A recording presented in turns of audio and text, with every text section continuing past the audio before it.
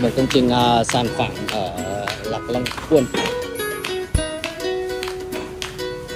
Đây là trần phẳng.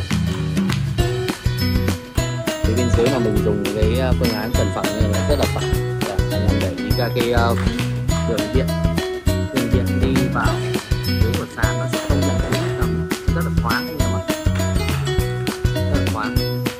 Phía dưới tầng hầm này nữa sẽ không bị giới hạn được chiều cao của cái sầm, cho nên là cái độ cao phong thủy sử dụng rất là tốt. Ở ba cái đường điện này cái lộ như thế, sau này các cái đường rồi hệ thống phòng cháy chữa cháy nó cũng sẽ khá là ok. Anh em tham quan nhé, tham quan một vòng